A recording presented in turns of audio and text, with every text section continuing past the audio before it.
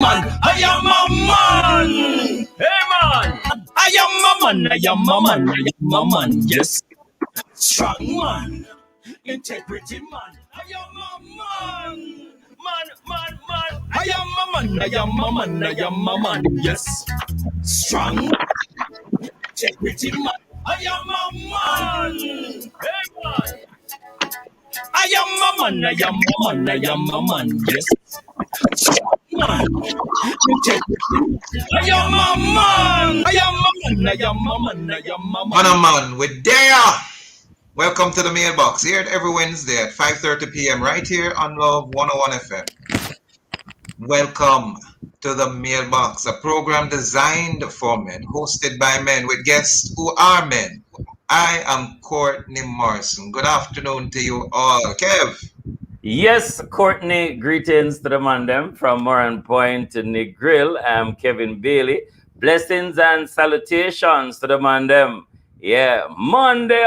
So today is the start of our hashtag Be the Better Man series. Yeah, the Better series.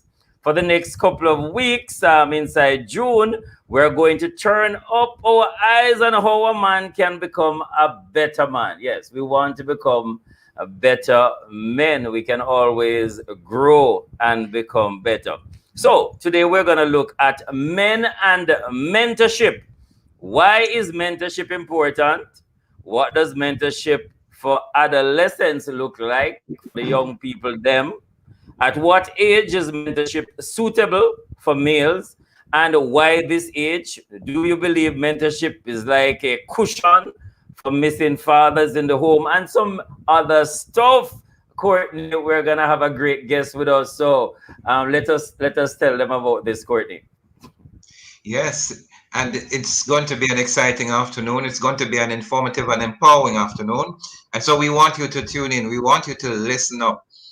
Today we should be having Patrick Newman, Director at Mount Olivet Home in Manchester, Damien Campbell, Programs Manager at the British Council, where he currently manages the education and cultural engagement portfolios. He's a youth mentor. Dr. Bertram Melbourne, Founder, CEO at Collaborate to Educate Our Sons in Maryland, USA, Pastor, Educator, and Associate Dean and Interim Dean at Howard University School of Divinity and Chair. Good afternoon, sir. Good to have you with us. It is going to be a great afternoon. How are you? I'm very well. Good to be with you as well. Looking forward to the conversation. Thank you. And we are doing so as well. And we are sure that those who are our guests who are waiting in the wings will indeed also be enlightened and empowered by today's message, challenged and transformed at the end, we hope. It's going to be a great program. So man and man, we want to hear from you. We're live on Facebook and YouTube. Leave your comments via our WhatsApp line at 876-997-3125 or give us a call on our studio line at 876-968-8327. Women, remember, you can participate in the program by leaving us a message via WhatsApp or comment on our Facebook page. Ladies, we love you. Remember as well, we want the men to be upfront and those who are vocal. Remember, no calls or voice notes are allowed.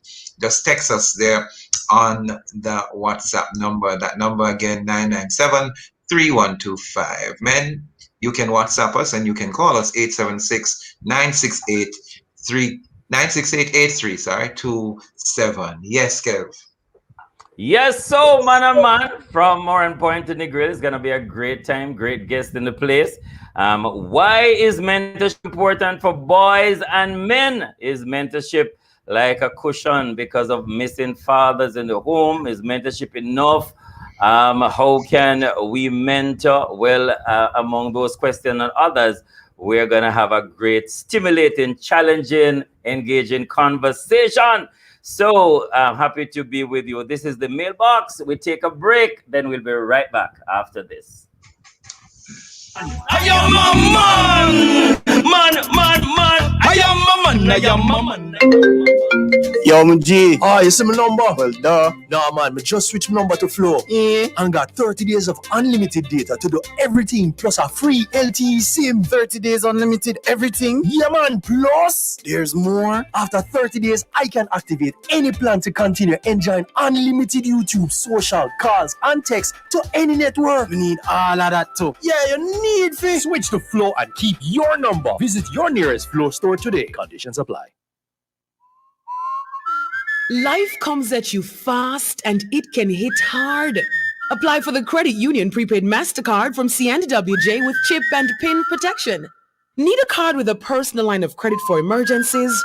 We have that. Need a card you can use to shop online for that must-have item? We have that.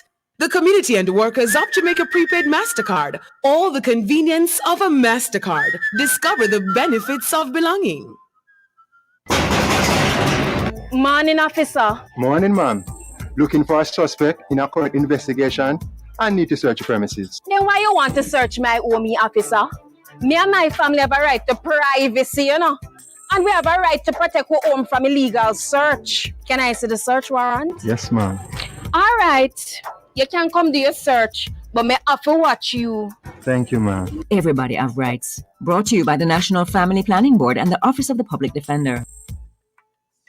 Strong man, integrity man. I am a man. I am a man. I am a man. I am a man. Yes. Strong man.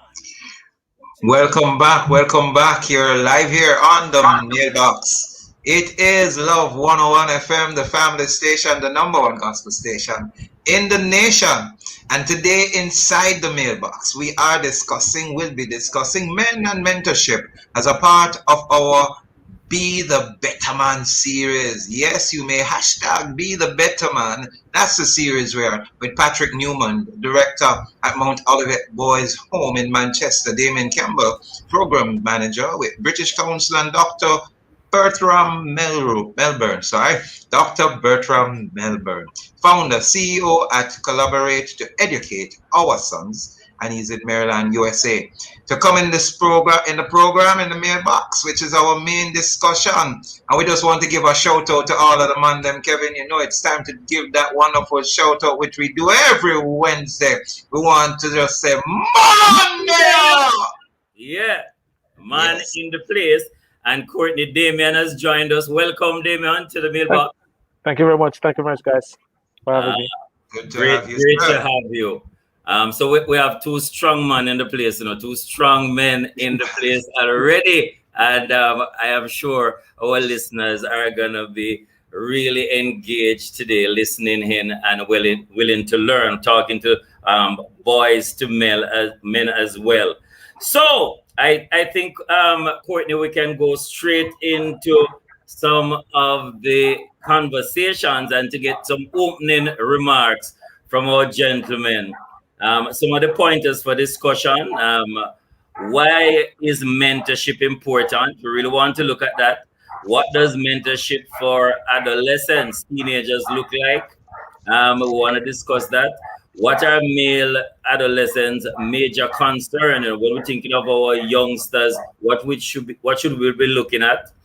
What age is mentorship suitable for males, and why this age? Do you believe mentorship is a cushion for missing fathers? Can it fit the gap? Can it really help in this respect? How much worse can the absence of fathers from the home affect our boys? A little conversation about that. How can we foster the growth of male mentors, and how can we become the better man? So I know as we start, time goes. So, just before we get into that main segment, we want to touch what we call our draft, which we get a little bit of information from these gentlemen who are here before us. Direct response for the featured theme. I gave it that name. I hope the producer doesn't mind. Where we pretty much open the way to our main segment, where we'll focus on the men and mentorship. So We'd love for Damien to tell us about your role and function as program manager and youth mentor at the British Council. We just want a little background on these gentlemen. And for Dr. Melbourne to tell us a bit about Collaborate to Educate Our Sons. Why the name? So Damien, if you can tell us a little bit about your role and function as program manager, and then followed up by Dr. Melbourne to tell us a bit about what an interesting name, Collaborate to Educate Our Sons. Why the name? Go ahead, Damien, you may begin. Okay, thank you very much, Courtney. Well, the British Council is considered the UK's international organization for cultural relations, and what that means is that we share knowledge between countries, and in this case, mentorship, and the fact that we are dealing with black males. The strong relation between UK and Jamaica means some of the similar experiences that young men in Jamaica are facing, black males in the UK are also facing that. And we saw the need as an organization that builds trust between people is to share knowledge and expertise. So as program manager, we have been delivering programs across the education portfolio and cultural relation portfolios, which simply means community development. And we saw the need in Jamaica based on consultation with local partners, experts from the Ministry of Education, the Grace and Staff Community Development Foundation, and others, the need to support young men who are actually dropping out of school for various reasons, but not having proper guidance in some instances. And we sought to get successful men who would have gone through similar challenges as young men now, to connect with them on a one-to-one level in different sessions, to see that they, even though their challenges and concerns might be a little bit different, persons like myself would have gone through those, and we're able to share lessons and expose young men to tips and ideas in terms of how to cope, also building a stronger relationship with their parents. So we actually developed the Boys in Education program that we were doing for over 4 years, engaging the young men, their parents, teachers, guidance counselors, to understand that there's a wider world out there separate from the street I live on, the school I attend. And we've seen amazing results as a result of that. Damien, that's quite a lot, and quite a lot you're doing. Just how do persons get involved, and what are the age groups? Is there a certain age that you target, and how do persons really get involved? Even at the outset, we want to establish that. Yeah. Right. So what we've been doing, we've come to a closure of the first phase of the project, the end of this March, and we're continuing discussions to see how we'll continue with the ministry and other partners. However, what we've done is basically an open call where schools express the interest to participate in that program, because it really requires commitment from schools, their guidance counselors, parents, and the young men themselves.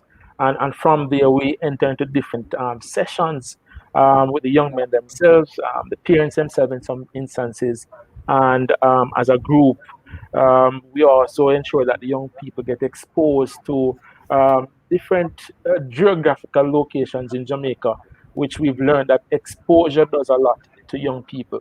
As simple as that. We've had young men from Kingston who've never been to the other end of the island in Montego Bay, so we've had move them across the island to engage young men in St. James, Westmoreland, Hanover, and to build that camaraderie, to understand that there are young men who are facing the same challenges, but we can work together to be more resilient. Thank you. That's a lot, Courtney. A lot going on. Yes, thank you so much, Damien Campbell. He's a programs manager with the British Council. Dr. Bertram Melbourne, we're going to hear from you, but we also want to welcome Sir Patrick Newman, who has joined us. Thank you for joining us, sir. We know your schedule is quite busy. We thank you that you were able to afford us to be here with us this afternoon. Dr. Bertram, we have heard a bit from Damien. Tell us about Collaborate to Educate Our Sons. Tell us a bit about that. This sounds quite interesting. Why the name? All right. Back 2007, 2008, I was challenged to leave behind something that would not be here hadn't I passed this way. At the time, I was working, and I'm still working at Howard University. And I noticed the fact that we did not have as many young men as we used to have. And so as I looked at that, I thought it would be a good idea to start a program that would help young men. So we called it College Educator Sons. And our work then was to provide scholarships and assistance to young men to go to college. I went to a retreat, and the guy, a psychologist who was running the retreat, said to me, are you sure you aren't being elitist with college educator sons? What about those who do not want or do not have the ability to go to college? Are you going to leave them behind? And I thought it was a good point.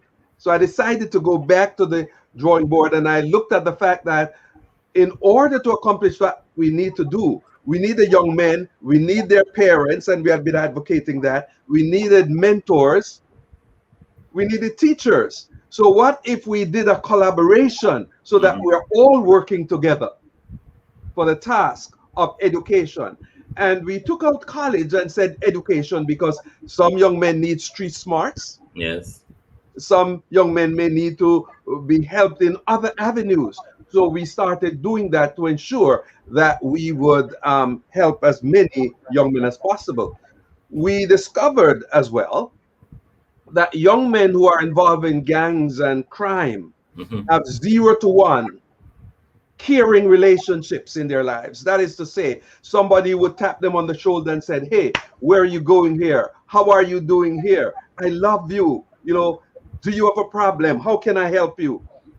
Those who are in crime and gangs have 0 to 1 such persons in their lives. But if you can increase that number to 4, they will leave gangs and crime and come and be on the up and up.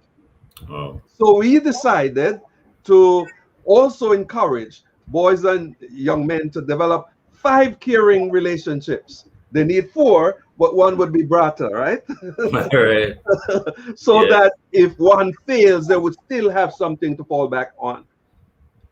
Because at this point in time, when scamming and guns and gangs and making a fast buck, these are the things that are attractive. We need to give an alternative that will also be attractive and that will help them to develop their full potential.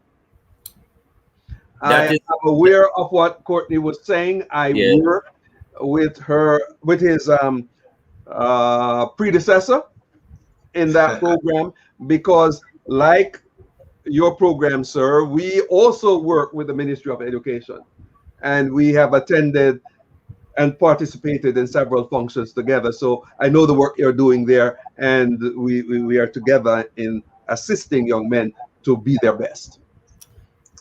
Thank you. Dr. Bertram Melbourne, I'm sure he was referring to Damien Campbell just a while ago. He said, Courtney, that felt so good. I'm sorry. But, I'm sorry, sir. Indeed, that's fine. That's fine. So we have heard a bit about what you do, Dr. Melbourne, at Harvard, but you're still with Harvard. Collaborate to educate our sons. Howard University, yeah. Not Harvard, but Howard University, sorry. Yes. Howard, my apologies. Thanks for the correction. And to her, Damien, you know, all these. I'm wondering though if the news is really out there, if how the information is being disseminated to all those who are there. But before we get into that, we want to get into the main discussion. We lost Mr. Newman. We wanted him to tell us a bit about the Mount Olivet Boys Home. Is it harder to mentor boys and men now than it was before? That's a big question. Is it getting easier? Is it getting harder? Has it remained the same? We want to ask that question with the advent of social media, with the amount of mental illness that we are now having and mental disorders, which are 2 different issues. Are our boys to men getting more difficult to mentor? Are they seeking mentorship? What say you on that matter? Dr. Melbourne, I start with you on this, then I come back to Sir Damien Campbell. Yeah, I think it is getting more difficult because of the number of attractions that are there. Yes. And the fact that some folks can get a fast buck, and that's what some folks are looking for, the fast buck. But if we can get them in touch with the right people, then they can be guided in the right direction. And that's why we work with teachers in schools. And we try to work with churches as well. And we also provide training for parents, because if we can get them at the right level and in the right environment, we may be able to catch them or before they get on the wrong path, and it may be easier to rescue them once they get there. Awesome. Thank you. Before Damien respond, Swebe Dan says, Mandea, shout out to the team mailbox. Wish we had more programs like these, informative and inspiration, as relating to our topic. Wish we had more mentorship for the youths and adults. Men, because as men across the world need to rise up and take responsibility, we need some guidance and wise influence, person to direct, and God-fearing men to mentor our men. Like question you all, wouldn't you all say this is a mentorship program each Wednesday as different speakers and discussion unfold each week on the mailbox? Thank you so much, Swavidan. We do agree that this is our own contribution to mentorship when we can have distinguished guests as we have here this evening. Damien, your response to the question Courtney had asked, is it more difficult, more challenging? Are we supposed to just throw up our hands and say, look here, it can't be done? And I'm glad we see Brother Newman here. So after that, we would include his response. Well, I must say that in today's society, understandably, there are so many things, as Dr. Melbourne had said, that will seek to draw the attention of just as individuals, no matter who we are, male or female. So we're competing, yes, for the attention and focus of individuals. However, I think at the end of the day, it comes down to we don't take out the factor of social learning, that once we have people in the appropriate settings to influence them along a particular pathway, it will somewhat change the mindset to understand an outlook on life from a different perspective. And that's what we usually try to do through our programs. We connect young men with young men across the world, so they see and understand that there's more out there to life. And, they can set goals for themselves. They can plan things that they would have had internally wanted to do, not knowing how to go about it. I can say from our experience with the young men that we've engaged in programs, we started from the position of trying to understand what their concerns were. What are your challenges? And from that position, we were able now to help them contextualize those issues and then open opportunities for them to show how they could manage it. For example, we were delivering the program during this COVID period. Most of the programs activities were delivered face to face. However, we're now faced with the issue of delivering a program online as against and now not being able to go into schools to deliver a project. And what we realized is that we're able to, with the support of the parents and the teachers, get the young men to, similar to what they did in their classrooms on a daily basis, engage them with mentors and presenters online through interactive activities, talking about topics such as resilience, about delivering whatever they had to say through music, through some form of art. And, those were the things that built the confidence of young people, where we then connected the ones who were very artistic to say the owner of a studio, to show them that, hey, as you acquire your academics, your skill in music and other forms of art can really drive you to fulfilling your goals in life, whatever you wanted. So it still comes down to the network in which we expose young people. And we've realized that we've been able to change their outlook on life as a result of that. My final point on it is that we had some young men. A lot of them wanted, they said that they wanted to be soldiers, and from that, we knew that they did not understand the whole dynamics of becoming and being a soldier, understanding that there are different areas within the JDF that they could operate. And so we ventured to expose them to how the JDF operated. We carried them to the location. And when they were exposed, some of the feedback that we're getting, young men were saying, I've now come to understand much better and appreciate the work of a JDF soldier when he comes into my community. I do not hate them anymore. I understand their role to protect my life. So it goes back to my point around exposure and helping them to see life from a different perspective. Wow. Thank you, Damian. Very interesting and so many benefits when you do a program like that. We have Patrick Newman. Patrick Newman, can you share a little bit about your role, director at Mount Olivet Boys Home, and what is your organization doing, and just a little bit about what you do there as well, Sir Newman. Good afternoon, everybody. At Mount Olivet Boys Home, we cater for boys from age 7 to 18 years old. These are boys who are deemed in need of care and protection.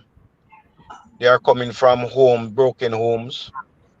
They are abused.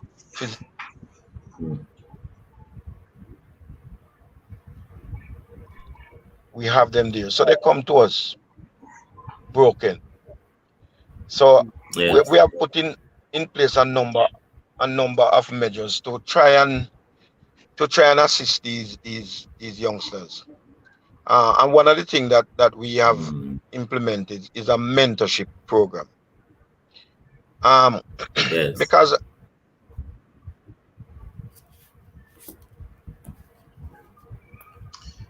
Sir, seem to be having some internet difficulty there with Sir Newman, and what he's saying is so interesting. Boys between ages 7 to 18 broken that have been taken to the Mount Olivet boys home. It's quite interesting because it may actually segue into our next question. Why is mentorship so important, and at what age should mentorship start?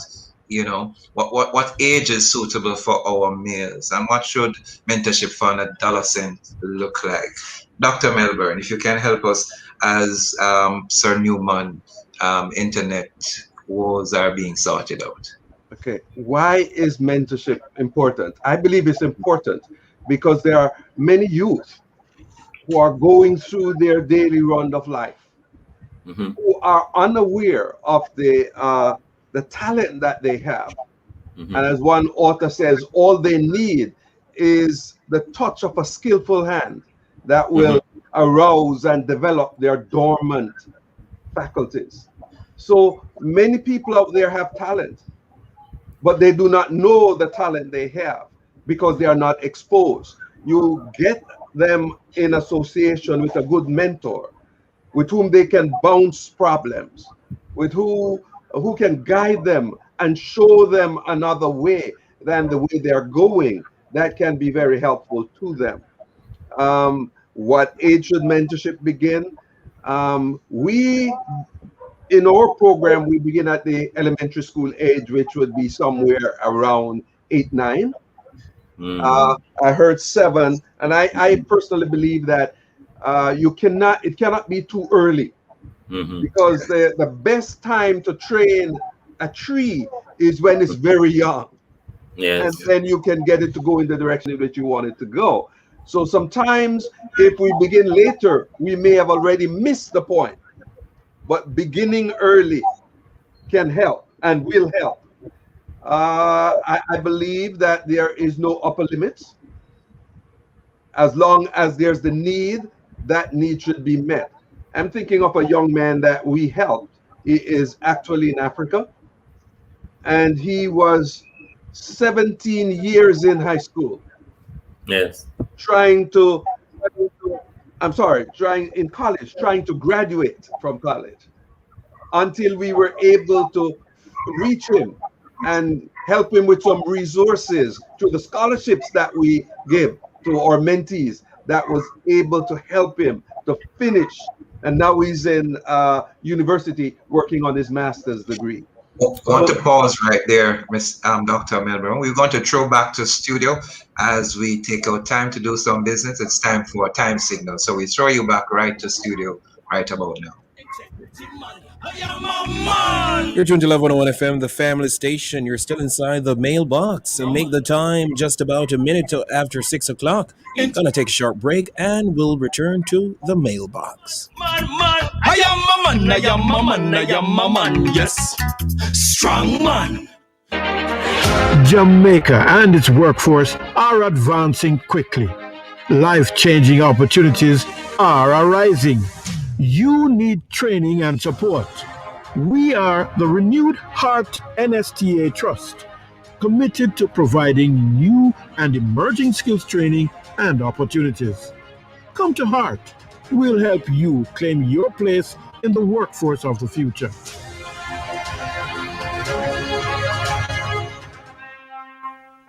Has staying at home increased the tension between you and your partner?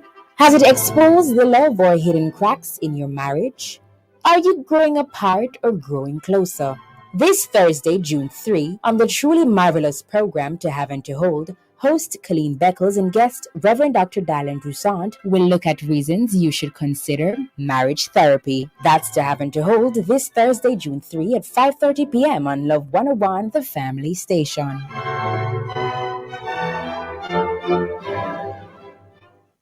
You're tuned to Love 101 FM, the family station. I am a man. I am a man. I am a man. I am a man. Yes. Strong man. Welcome back. You're in the segment we call The Mailbox, a program designed for men, hosted by men, and whose guests are men. This is all where it's at. Just before we get further, we were hearing from Dr. Melbourne as he spoke to helping a young man in Africa, taking him through getting scholarships and getting into the master's program. But just before we get back to all of that, we just want to just let you know we're going to be looking at some of our what's in our reply all. It's much better that the children get mentorship from early, and it will groom them for this world, says Ricardo Porcius. There is nothing else that I'm seeing there. So we're going to go directly to the back to the meat of the matter. Dr. Melbourne, you were speaking to the young man that was helped in Africa through the mentorship program, getting him into a master's program. You may continue from there, sir. Bless you. Yeah, and he is now reaching back to help others behind him so that they can get the help they need. So again, why mentorship? Why do we mentor? It helps them to make good decisions. It helps them to maintain poise under pressure, to be able to think on their feet so they can develop the street smarts that they need. They can avoid problems with law enforcement. And here we have a serious problem with that. They can know how to choose friends wisely. So it is very, very important that we begin them early and we help them to develop these 5 caring relationships that I spoke about before, these persons who can help direct them in the path that they need to go and help them through the difficulties that they face on a daily basis. Thank you very much, Dr. Melbourne. Damien, where would you say that mentorship should begin? We hear some young men stating, but all that Dr. Melbourne just said should be happening naturally all around us. Is it that our men have failed us, our fathers have failed us? How do we correct if we're seeing a system of failure? Have we improved? Are we doing much better? I like to think that we are. But tell me, where should it begin? $1 cents? How does it happen? Tell us a bit about it. Well, I think from my position, I want to agree with Dr. Milburn that as early as you can, from my position as far as early as when the child is in the womb, that's when you start mentorship. However, knowing understanding the dynamics of boys growing up, we can take ourselves on this session. For example, what would have resulted in us making positive choices to be even at this point sharing our experiences as mentors. It would have meant that at some point along the journey for us, our fathers, uncles, or elders at church or youth leaders at church at the time would have imparted some positive attributes that we would have, identified and accepted as our own to carry us along a positive path. So for me, as early as possible, it should be that we start to mentor boys as they grow throughout life, because there are different experiences that they have, different challenges, even a baby. So it means we are to help them to understand their emotions, how to express themselves in different situations, and that will lead them along the journey to make positive choices in life. Yes, we understand that the dynamics of the situation in Jamaica, where we have missing fathers, we have men being and boys being channeled along the negative path to take up deviant behaviors. However, I think it comes back to the converted such as us to continue to spread that message. And it starts at a very simple point. For persons listening to us now, being a mentor, it doesn't take any great expertise. It takes positive attitude, positive characteristics, and engaging people along that avenue. For me, what this program that we did at the British Council, what it did for me personally, I have two nephews, and while I would have talked to them as I visited my sister, etc., there wasn't any strong engagement I had with them. But after participating in the program and seeing the greater need that boys have to engage another male, I had to make a strong effort to engage my nephew, who is now 17, going on 18 years old, to not make the mistakes I made when I was his age of not applying to college because my friends thought it best that as a group we ought to work first. Engage on allowing him to understand that there are bigger things in life than what you see in your community. It is your responsibility to set an example for your smaller brother coming up, to follow along the positive path that you want, that you are going along. So it means then that we are to each one lead one and help them to understand that there are different while there are different challenges, it can be positive. Yes, we have a lot of female-headed households, and even in the context of COVID, we have seen where parents are having challenges with their boys, and they're in a setting where they're not able to go out and play ball anymore. They can't go to school to engage their friends.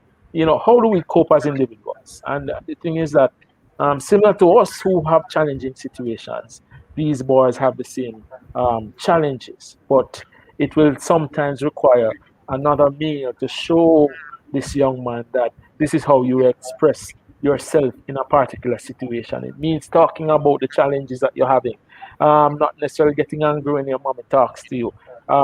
It means that you still have to focus and stay in the classroom on Zoom or Google Classroom, whatever it is, for the period that you are to, in order to get your work done. So it means making the priorities necessary, etc., and that will ensure that you meet the objectives that you want. So it requires that constant support, and I think we are moving in the right direction to engage men who have done it successfully, gone through the process, to look back to their nephews, their sons, the neighbors, to engage them, young men, appropriately to learn from the journey that we've gone through.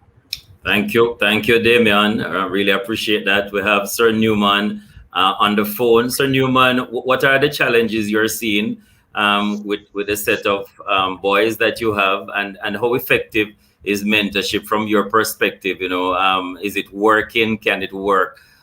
Share with us from your perspective, your experience there at Mount Olivet Boys Home. Okay. Thanks again. Sure. All right. The challenges at Mount Olivet, it is varied and many. You see, what we fail to understand in this country, that the only raw material for good men are good boys. There's no other way. There's just no other raw material to make a good man. We have to prepare good boys. And one of the challenges that we are having is that the boys are coming to us. And there is a gap between birth.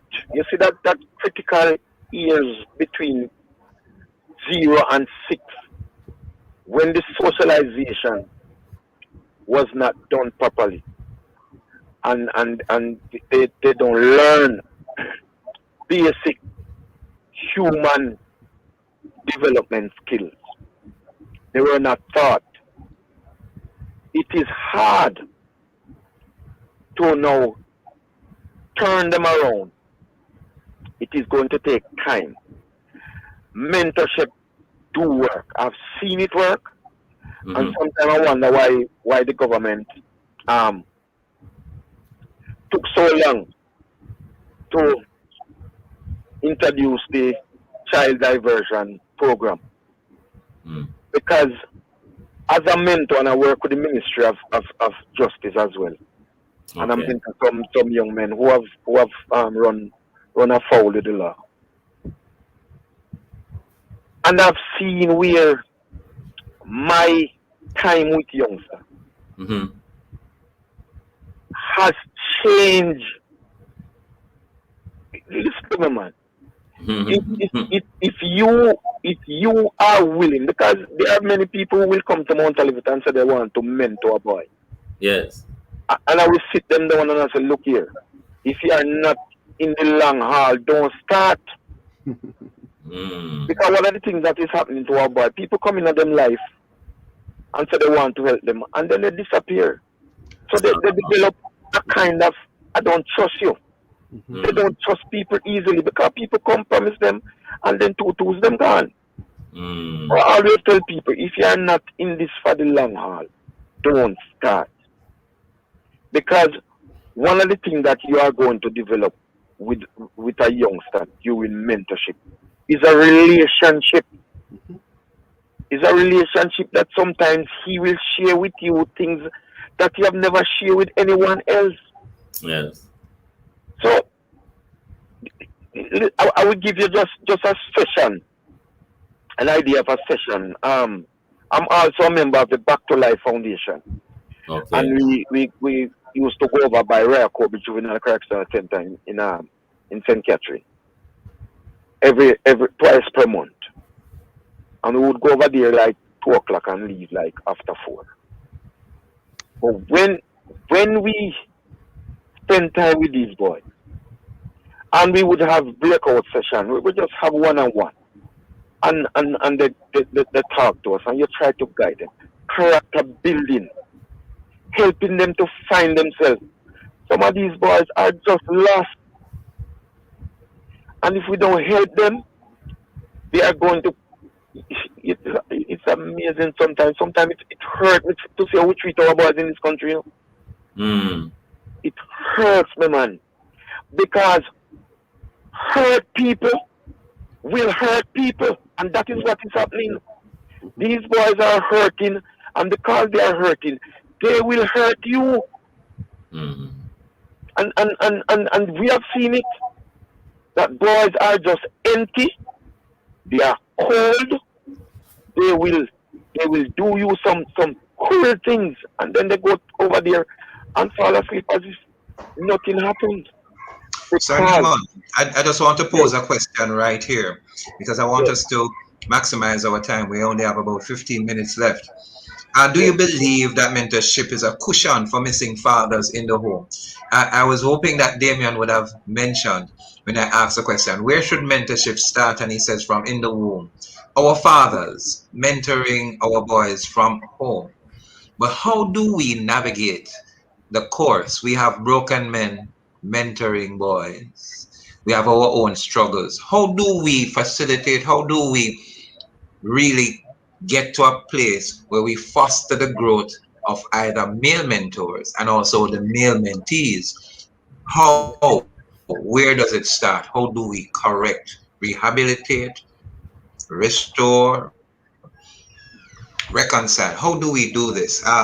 Any of the panelists can answer that question, because indeed, does it go back to the point of fathers not being in our homes? The African village would have the fathers sitting at the gates as their elders, speaking to the boys. What is missing here? Should we have some initiation rites? What should we do when we're talking about mentorship here?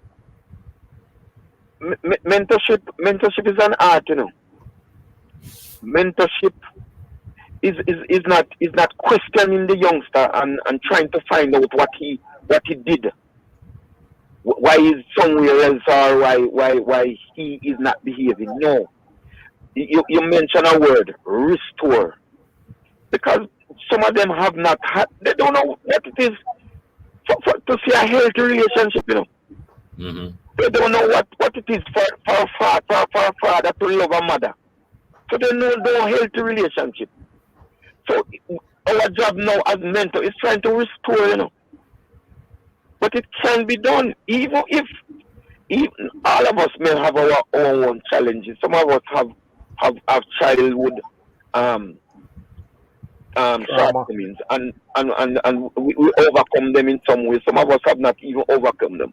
But what we have done is use our experiences to become better person.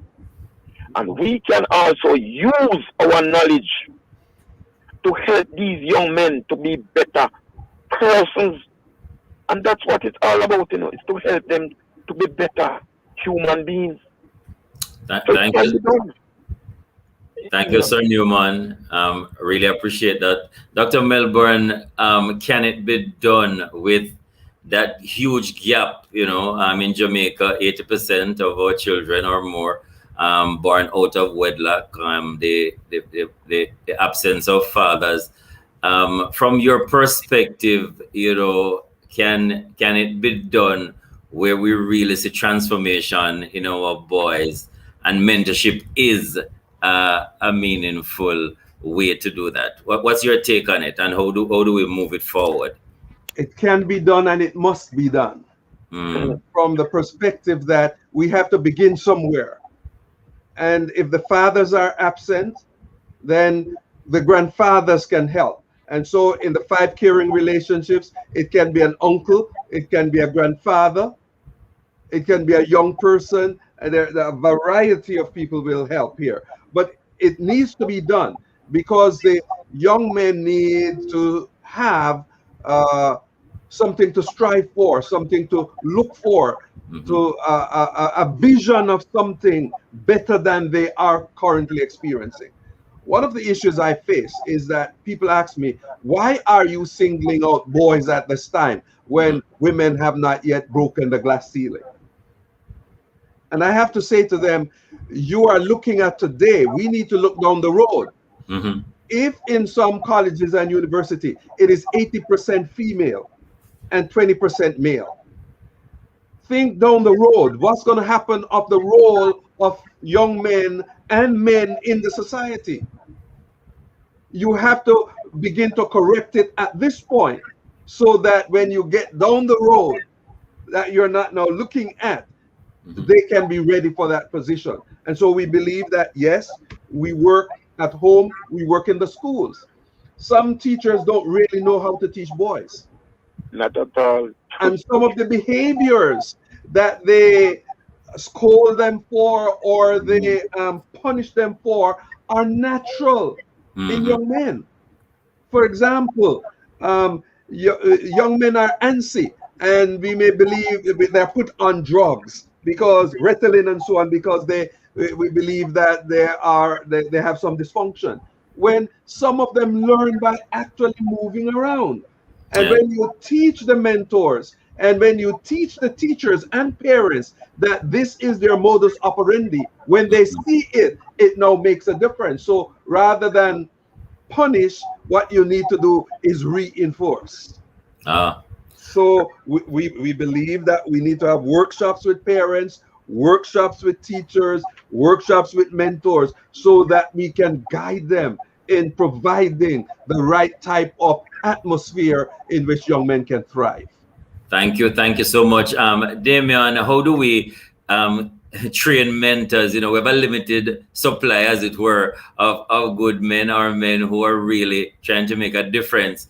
It seems sometimes, oh gosh, you men must be under stress. The demand for you to be mentors. But how do we get more men to really get a buy-in into be a mentor? Talk to them. Somebody listening and may not think that they're qualified. How do you help them to reach to that place, Damian? Well, let me just share with you the context, what that we use in the British Council, because I think one of the critical things that we've gone through while we're recruiting mentors, we realized that we didn't have mentors picking up the responses quite quickly. And they had, plausible reasons because of their roles in their families, in their the organizations in which they work. They really thought that they didn't have enough time to say go through a sustained process of mentorship. And so, I think we'll first have to create that level of awareness to men on a whole who can offer positive mentorship, to understand what it requires to mentor an individual. Some mentorship can be sustained over a long period, but it can be ongoing, but focused sessions where you're able to engage a young man, say, for 1 hour, a 2 hour session. So we've had to go on through that process and ensure that the content and information that is shared between young man and mentor is such a way that we get the results at the end of the day. One of the critical things that we have had to do is to go through the whole process of showing mentors the challenges that boys are facing. So we've engaged, say, the Child Protection and Family Services agencies to come in and engage the men around what it means to be a mentor, what it means to ensure that they understand that in engaging a young man in mentorship, he's going to come to you around, as Mr. Newman said, around some issues that are personal and might be issues of child abuse. How do you manage those? How do you report those? How do you manage and ensure that your reputation as a professional is maintained while mentoring a child?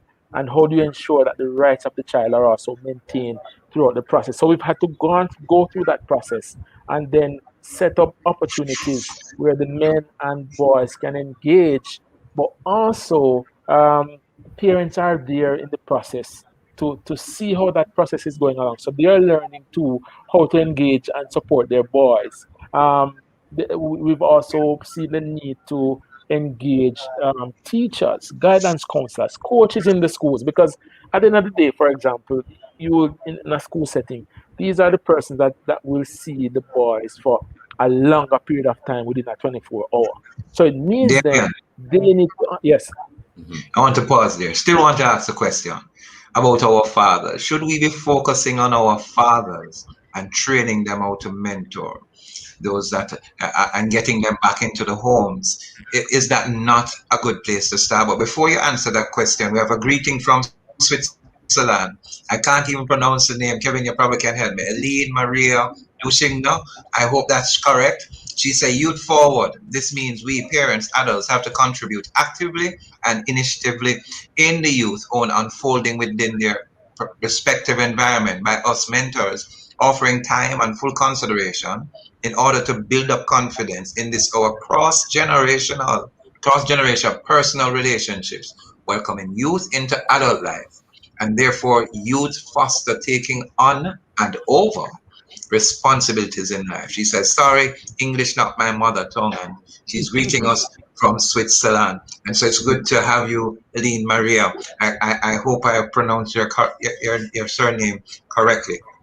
But back to this, should we not start, I believe, or engage or ensure that there is an active balance of fathers being trained to be mentors?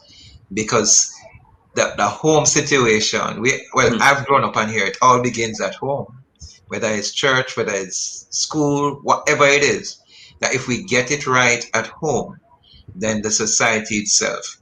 Is that where we are to start? Is that where we are to work in conjunction with?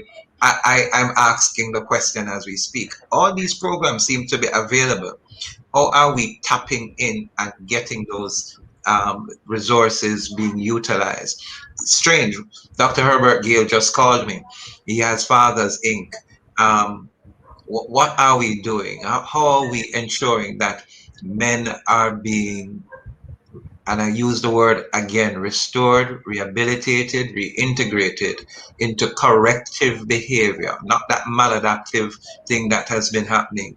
There are so many of us who wear titles, we are having our own struggles, and we are teaching things that we are breaking ourselves. As you said, the lack of trust is then developed. What is seen is conflicting to our youngsters. How do we correct those issues? We have only 3.5 minutes to do. How do our churches get involved? How do we really get the men so focused, and the youngsters, as Eileen says, the cross-generation personal relationships, where we even train the youths to take over, so that I find that they listen to their peers. I will tell them one thing, they will not respond to it as another youngster in their own. I'll say, may you move this over to that side, it looks better there. And they will argue with me nonstop. And someone of their age said, can we move this over to there, the same place? It will look better over there. And I say, okay, let's go. How do we, where do we start? Let me just maybe take 30 seconds to give you my answer to that. But at the end of the day, I think, as was mentioned before, because of where we are now, we'll need to start at different levels. But I'll use the words of the current Minister of Education, the Honorable Favor Williams, in an event we had the other day, talking about some similar issues here. And she mentioned the importance of institutionalizing these programs. So I know that, for example, the Ministry of Education is moving, as you'd realize, to institutionalize parenting programs. They're institutionalizing mentoring programs for boys too, because they realize that these things need to be structured.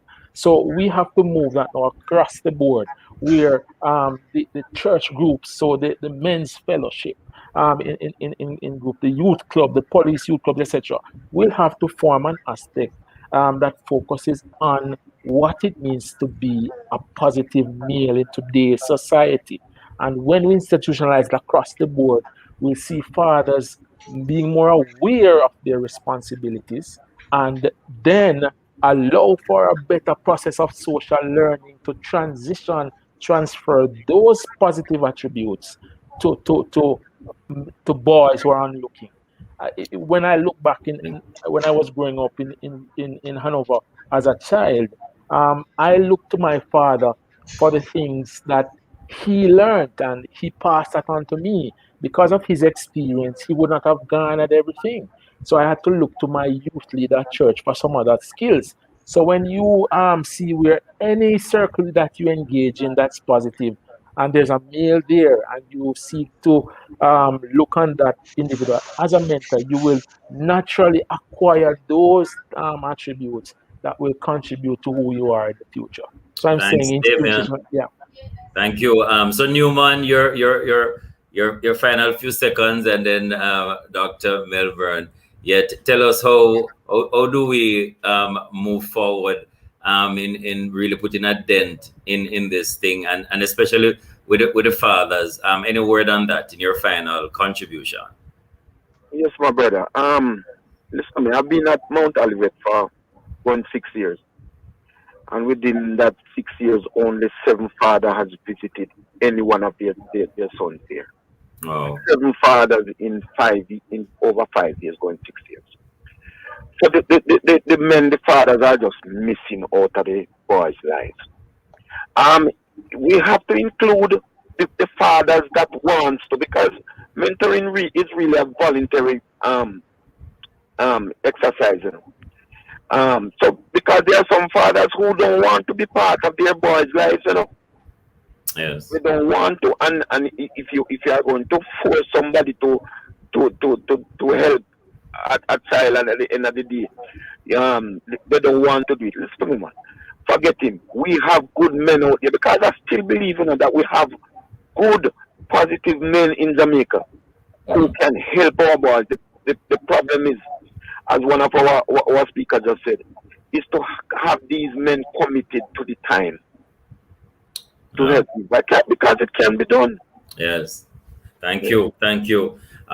Almost out of time. Dr. Melbourne, your final words on this important topic here. I believe we have to begin where we are with what we have. We need to work with our men generally, and fathers particularly, helping them to develop the belief in their young men so that they can have a desire to make a difference, help them to be committed to the task, teach them that they have to be confidential. And then we need to show them they don't have to do something big. All they can do is inquire on their young people how their school life is going. Just say to them, I believe in you. I'm praying for you. I'm in your corner. You can count on me. Go for it. I am there by your side. Just doing that will be enough to inspire a young man to make a difference and to perform differently. Amen, amen, amen. What a way to end the program today. We feel like we should have a part 2 to this. Dr. Melbourne, thank you for being here with us. Sir Damien Campbell, Sir Newman, Patrick Newman, Director at Mount Olivet Boys Home, Dr. Melbourne, Founder, CEO at Collaborate to Educate Our Sons, and Damien Campbell from the British Council. Thanks to Rashane Douglas for technical support, to our producer, Tony K. Bromfield. You have all done a fantastic job. Kevin. Yes, for information on how to get copies of this program, call our production department, 876-968-9597, or download the podcast via our mobile app. Thank you again for participating. An important part of mentorship, I believe, is the teaching the art of forgiveness. Listen again next week for another mailbox episode inside the program designed for men with guests who are men, hosted by men. Remember to always be #be the better man. Bless you. I am Courtney Morrison. And I am Kevin Bailey. Monday. Next week, Monday. Blessings. Gentlemen, thank you so much. Really appreciate